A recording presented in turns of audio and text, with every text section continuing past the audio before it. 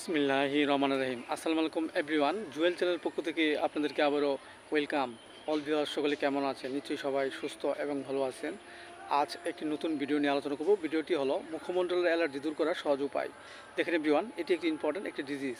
আমাদের মুখমণ্ডলে বিভিন্ন কারণে অ্যালার্জি রোগটি হতে পারে। অনেক সময় দেখা যাচ্ছে যে আমাদের রক্তে যদি কোনো ত্রুটি থাকে কিংবা আমরা যদি অ্যালার্জি জাতীয় খাবার অত্যধিক পরিমাণে খাই, এর ফলেও আমাদের মুখমণ্ডলে অ্যালার্জি রোগটি হতে পারে।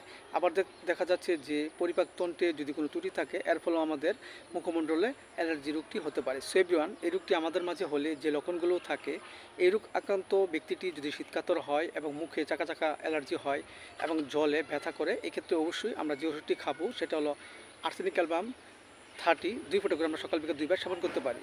এছাড়া দেখা যাচ্ছে যে আমরা যদি অবিরাম পানিতে নেমে কাজ করি, এর ফলে আমাদের মুখে যদি অ্যালার্জি হয়, প্রচুর চুলকায়, জলে ব্যথা করে, এক্ষেত্রে আমরা যে ওষুধটি খাবো সেটা হলো রাস্টক 30, আমরা 2 ফোঁটা করে সকাল বিকাল 2 বার সেবন করতে পারি।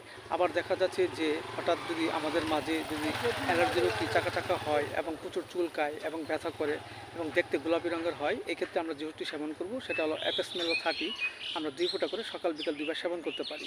পাশাপাশি আমাদের হোমিওপ্যাথিক যে বায়োকেমিক বড়ি ফেরামফস 6S 4টি করে বড়ি চিবিয়ে আমরা হালকা গরম কুসুম পানি সহ সকাল বিকাল 2 বার সেবন করতে পারি।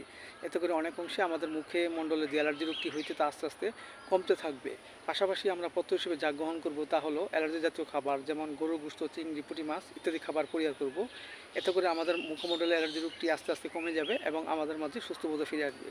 সো এভরিওয়ান, ভিডিওটি ভালো লাগলে অবশ্যই আপনারা সাবস্ক্রাইব করুন, পাশে থাকেন। Thank you so much.